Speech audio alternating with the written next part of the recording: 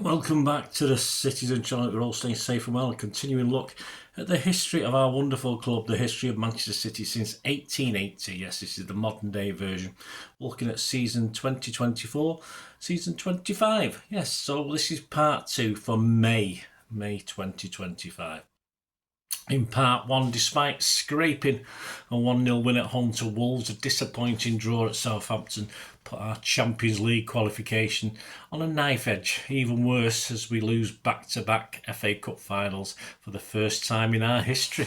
In part 2, just 2 games to save our season, so let's see how they went. 20th of May. A goodbye, of course, for the new King KDB at the Etihad. But first of all, yes, just a 90-minute game to talk about and look at to help decide City's European qualification chances.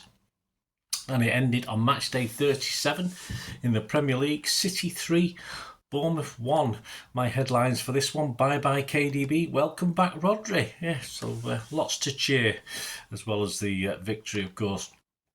Pep's 11, 4 changes to Palace. Ederson, Nunes, Akanji, Diaz, Gvardiol, Kovacic, Gundo, De Bruyne, Silva, Marmoush and Haaland. On the bench, Ortega, Aki, Grealish, Doku, Nico, Gonzalez, Rodri, Foden, Bob and O'Reilly. Yes, he's the other Nico.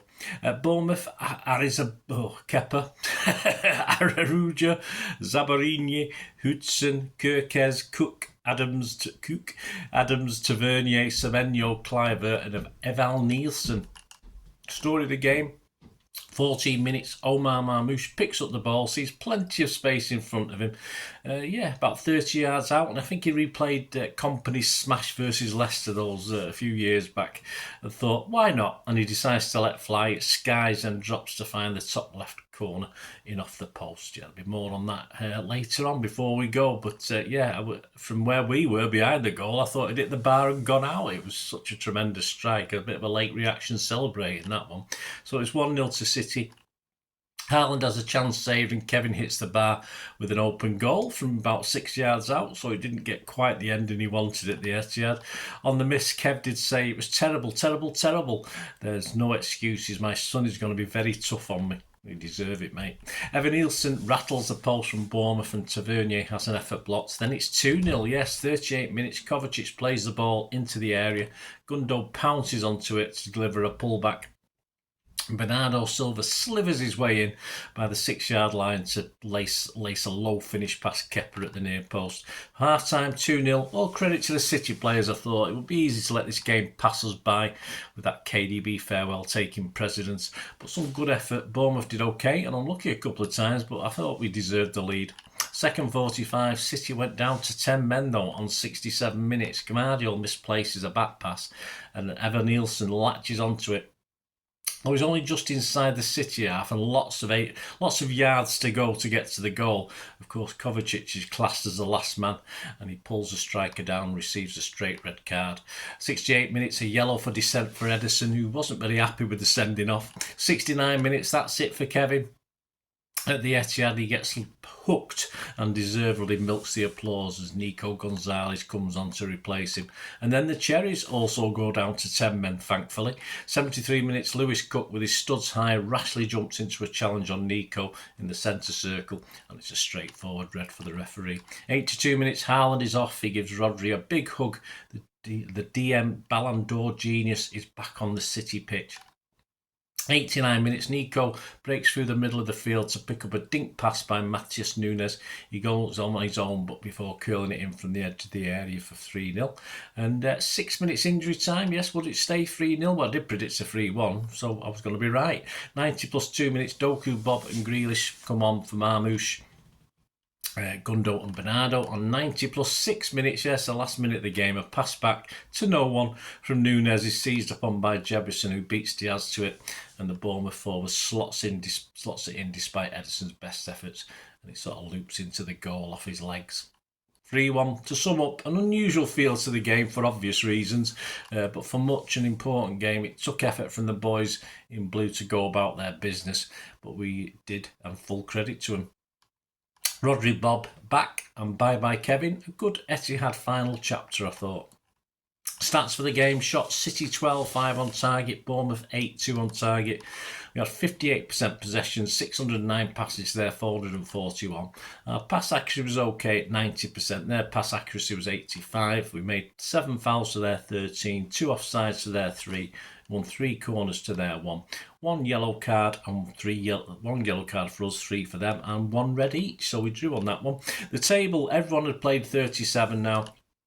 City sat in the box seat third on 68 points. Newcastle, Chelsea and Villa all on 66 behind us. And Forest just another one down on 65 points. Our last day to come included Forest against Chelsea, United against Villa and Newcastle against Everton. So definitely a point needed. A loss would be okay if other things went our way, but it wasn't going to be easy. Headlines: Mirror inside Simon Mullet, captain, leave a legend. Express inside Simon Mullet, Kev's the boss. The Guardian: will unwin De Bruyne, fluffs dream finish as Guardiola threatens parting shot. Mail: Jack Gorn, City's king bows out with royally good show. iPapers: Ian Whittle, iconic De Bruyne says goodbye with a miss he will want to forget. The local rag, the Manchester Evening News back page: simply the best. Inside Simon Bukowski, City take big step towards Europe, but night belongs to one man. Joe Bray: Pep, I'll quit if the squad is too big. Yes, that's it. He did say he was only joking after in another interview later on, but you know what Pep's like.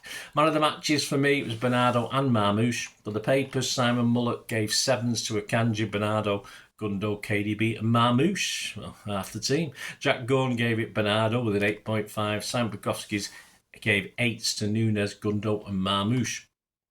The website's man of the match: SofaScore, Bernardo with an 8.1, OneFootball.com, Bernardo with a 9, and Goal.com, Marmoush, Gundo and Bernardo all rated 8s. Right, on to the final day of the season, Sunday the 25th of May 2025, and it ended Fulham 0, Manchester City 2. It was a 4 p.m. kickoff. My headline: City glass half full. Yes, with 1L full. See what I did there. Pepsi 11, 2 changes to Bournemouth. Just Doku for KDB was the difference to my starting 11 that I'd predicted. City 11, Ederson, Nunes, Akanji, Diaz, Gvardiol, Gonzalez, Gundo, Bernardo, Marmoush, Doku and Haaland. On the bench: Ortega, Aki, Rodri, De Bruyne, Savic, Echeverri, Foden, O'Reilly and Lewis. The Fulham starting 11, Leno, Tate, Anderson, Cuenca, Robinson, Lukic, Kearney, Wilson, Pereira, Traore and Jimenez. For City, just Stones and Kovacic unavailable, but not in the squad the likes of Grealish, McAtee, Rice, Kusanov and Bob. Only the third game apparently in English top flight history with no English players in either starting 11. Story of the game: the first 20 minutes almost all City, but nothing to overly stress the Fulham keeper. But finally on 21 minutes we get the goal. Fulham 0, City 1. Nico sprays it to the right, superbly controlled under pressure on the chest by Nunes, who 1-2s back with Marmoush and runs into the box. Nunes' attempted dink over the keeper is reflected high into the air by him, and Gundo from close in, sort of overhead, kicks it in off the bar from very close in. A great goal, very, very clever from Gundo. Fulham up their game and create some decent half chances. City annoyer Traore is central to much, but Wilson is another one causing us problems, and Pereira also fails to convert some decent half chances.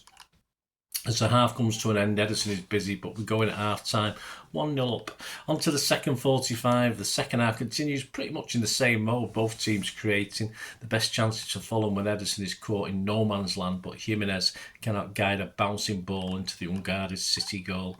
But City gets some breathing space on 72 minutes when we get a penalty. Doku finds Gundo, who draws a foul from Lukic just inside the box with quick feet and a clever turn. Erling is up for it this time and sends Leno the wrong way for 2-0 for City. 74 minutes, Doku off Savion. 82 minutes, Foden came on for Marmoush. 84 minutes, KDB, Echeverri came on for Gundo and Haaland. Fulham have a couple of penalty shouts, one definitely not a penalty, but one a Diaz handball that was just a little bit iffy, to be honest. 4 minutes injury time, but we survive and take 3 important points. My sum up: credit to Fulham, they were very good, and 2-0 probably flatter City, but we'll take it for third spot. The start shots from Fulham, 13-3 on target, City 25 on target.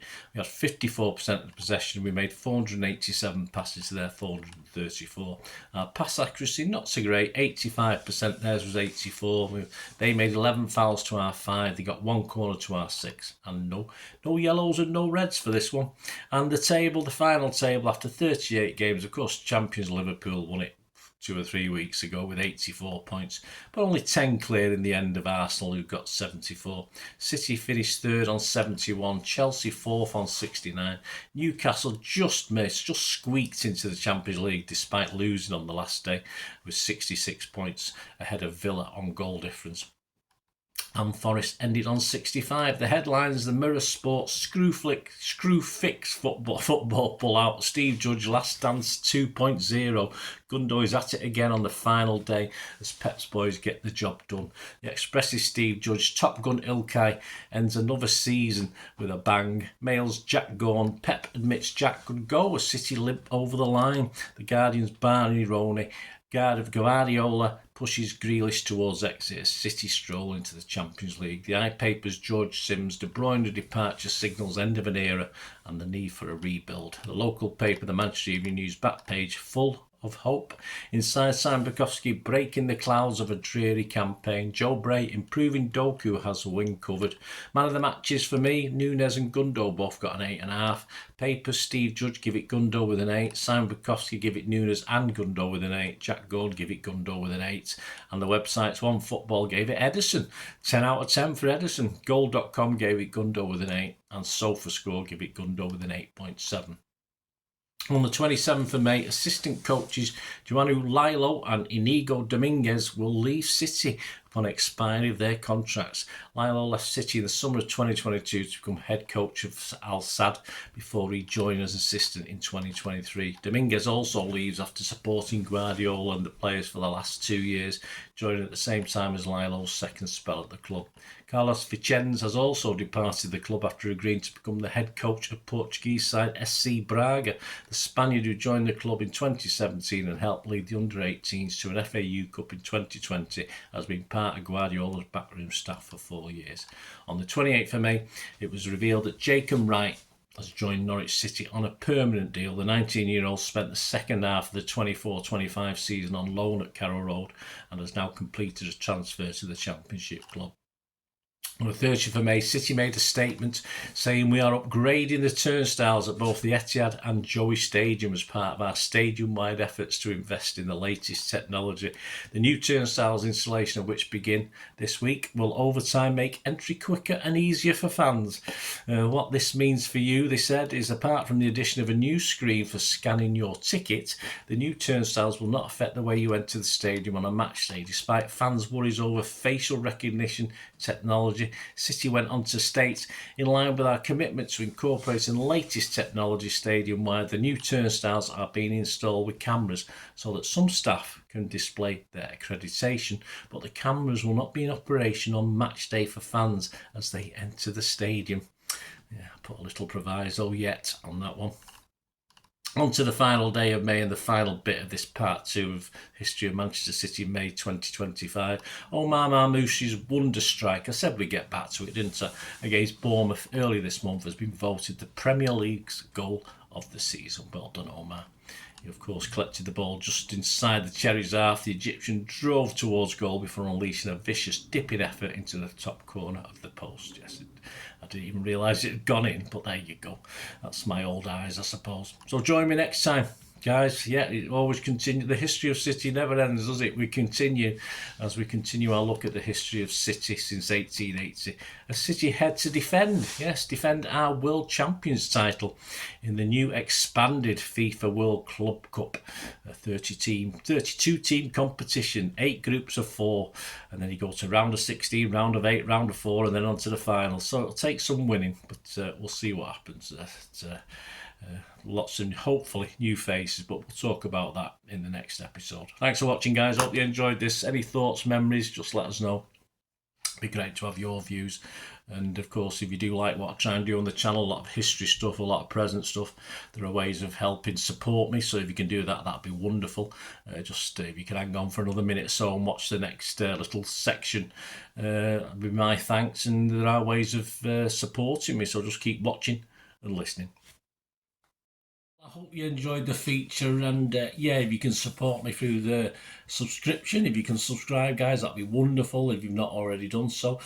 We do actually have memberships at the moment, just 99p a month, so you get access to all my city stuff, including all the history vlogs, dozens and dozens not been published yet that you get immediate access to, and every time I do a edit and do a vlog, you get immediate access to it as well. So you can have a copy of scripts as well if you want any hard copy of the sort of things I do on matches and teams and managers and players, etc., etc. So if you can join the membership, that'd be wonderful. We do fine. And yeah, if you want to support the channel just by watching the ads, that helps. Watch the ads, let them play through while you just have to check your phone or something, let it play out. And of course, if you follow any of the links, that always works as well. You follow a link to one of the ads and you fancy something. I've done it myself. I've followed a link and actually purchased something from another organisation. But it can happen. It can happen. Not all ads are stuff you're not interested in. And of course, if you can give us a like, guys, that's be absolutely fantastic. All likes are much appreciated. Anyway, thanks for watching. Until the next time, of course, I only ever ask one thing, don't I? Please, I ask you all to stay safe, especially you Blues. Until the next time, come on, City. Bye for now.